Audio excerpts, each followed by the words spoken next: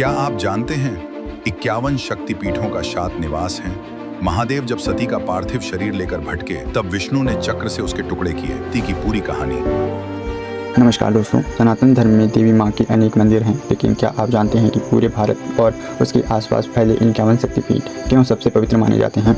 आखिर इन स्थानों का निर्माण कैसे हुआ? माता सती के शरीर का इनसे क्या संबंध है?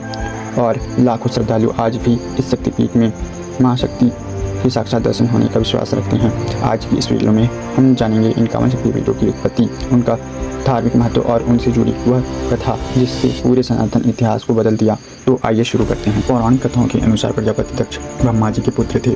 उनकी पुत्री माता सती बचपन से ही सती भगवान शिव की परम भक्त थी। वे शिव को ही अपना पति मान चुकी थी। दूसरी ओर राजा दक्ष भगवान शिव को पसंद नहीं करते थे। उन्हें लगता था कि शिव जी का रहन सहन, उनका वैराग्य और उनका रूप राष्ट्रीय जीवन के योग्य नहीं है। लेकिन माता सती की कठोर तपस्या से प्रसन्न होकर भगवान शिव ने उन्हें विवाह किया। यह विवाह पूरे ब्रह्मांड में एक दिव्य घटना था। हालांकि राजा दक्ष को यह विवाह से खुशी नहीं हुई। दक्ष यज्ञ और माता सती का अपमान कुछ समय बाद राजा दक्ष ने विशाल यज्ञ का आयोजन किया। इस आयोजन में लगभग सभी देवी देवताओं, ऋषियों और राजाओं को निमंत्रण किया गया, लेकिन भगवान शिव और माता सती को निमंत्रण नहीं भेजा गया। जब माता सती को इस यज्ञ का पता चला तो उन्हें भगवान शिव से वहां जाने की इच्छा व्यक्त की। शिव जी ने समझाया कि बिना निमंत्रण जाना उचित नहीं है। फिर भी माता सती अपने पिता के घर पहुँच गई। यज्ञ स्थल पर पहुँचने के बाद उन्होंने देखा कि भगवान शिव के लिए कोई भी स्थान नहीं रखा गया।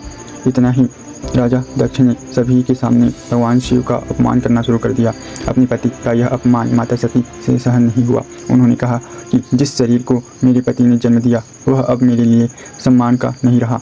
इसके बाद माता सती ने यज्ञ की अग्नि में स्वयं को समर्पित कर भगवान शिव का रुद्र रूप। जब भगवान शिव को माता सती के देह त्यागने का समाचार मिला तो उनका क्रोध पूरे ब्रह्मांड में फैल गया। उन्होंने अपनी जटा से वीरभद्र और वीर कालिका को उत्पन्न किया। वीरभद्र ने राजा दक्ष के यज्ञ को नष्ट कर दिया और उनका सिर धड़ से अलग कर दिया। बाद में देवताओं के अनुरोध पर भगवान शिव ने राजा दक्ष को जीवन दान दिया, लेकिन माता सती के वियोग में भगवान शिव अत्यंत दुखी हुए। उन्होंने माता सती के शरीर को अपने कंधे में उठा लिया और पूरे ब्रह्मांड में तांडव करने लगे। इन 51 शक्तिपीठ कैसे बने?